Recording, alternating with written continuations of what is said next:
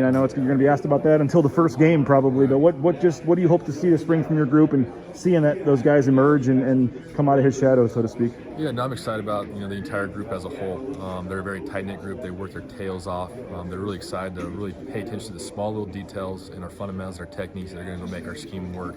And they've had a great offseason. I'm excited to go see those guys cut it loose this Friday and get incrementally better every single day. Practice 1 to 15, and I think their mindset's right where it needs to be. And so it's an exciting time to be in that room right now.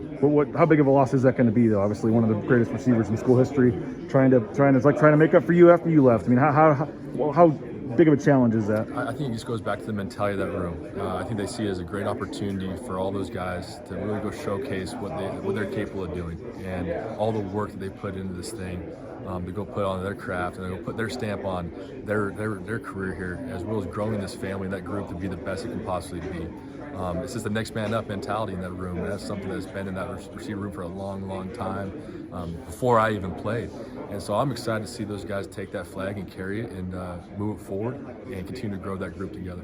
Steph Cobbs last year was hyped up all off season. We saw quickly what he can do. I know he battled injuries at times, but is he ready to ascend to elite status this season? Yeah, I think Steph and Davis, Billy, I can name a whole bunch of those guys in that room from the top down, just in terms of their mentality of how they're trained in this offseason. The film study they've spent on their own, being prepared so they can go do what we're expecting them to go do, and that's really being explosive playmakers and cutting it loose, having a lot of fun, and adding that dynamic to this offense that we really need to create those explosive plays. With Steph in particular, how did you see him kind of adapt to getting more playing time, being one of the main guys, and how do you see where can he elevate his game this year too? I think the preparation for him in the film room took the next step this last season, and it's continued to be a habit for him. And he's really paying attention to the small little details that are going to make the big things happen for him. For him to take the next step. Obviously, the older you get, playing this game is a physical game, and it's being able to have that body maintenance so you can go out there and cut it loose and be your best when your best is needed. And I think that's something that Steph's really bought into, along with a lot of those other guys.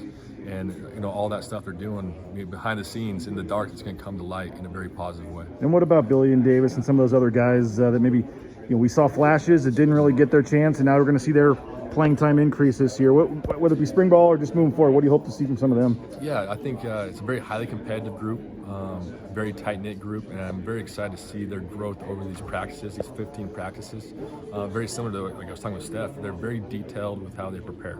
Whether it's in the film room, whether they're putting their bodies, their prehab, rehab, that they're going to get every slight edge they possibly can, and they're bringing that into the younger guys as well. And so we're all in that thing together with how we operate in the standards of that receiver room. And so I'm excited to see those guys have the opportunity to go showcase all the hard work they're putting into being the best possible player and person they can be. Yeah, 7-5 around here obviously isn't the standard. Been a long time since there's been an off season trying to make up for repeat after a 7-5 season. What have you noticed?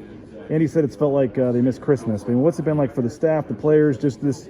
Maybe you'll find out more when you get on the field, but just to this point, the motivation, the chip being back on the shoulder of trying to get this program, back to where it's been. Obviously, that wasn't a standard. It's been a pretty easy motivating factor for us this offseason, and you can just feel the sense of urgency. You can feel the hungry. You can feel the hunger with our guys and our staff. You can feel that chip on our shoulders, getting very bigger. And there's not a lot of mornings where you don't need a little kick in the butt to get going. The motivation is there because we know we did not meet that standard last fall, and I'm excited to see our guys actually go cut it loose on the football field, because the way they've been in training, it's been a lot of fun to see how they've been working. Offensively, I know the offensive coordinator is the easy one for fans to blame and all that, and I know at times it got better as the season went on, but how do you as an offensive staff evaluate offensively how you guys did last year and how much better you think you can be? Yeah, first off, we're all in this thing together, from the top down, and I think that's where our tight cohesiveness in terms of our staff, the offensive staff, is a very important role with how our guys respond to certain circumstances. There's a lot of things we can get better at.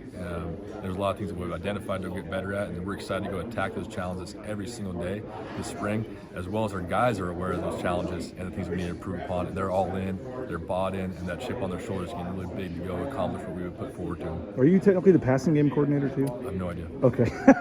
Well, just in terms of the passing game, when you have a 4-year returning starter at quarterback like Hank, what does that do for the passing game and for the receivers to have a guy that knows what he's doing coming in here for year 4? Yeah, I think it's the same thing. It's all 11 got to be on the same page. Whether the pass game and the run game, everybody's got to be doing their 1/11th for the play to be successful.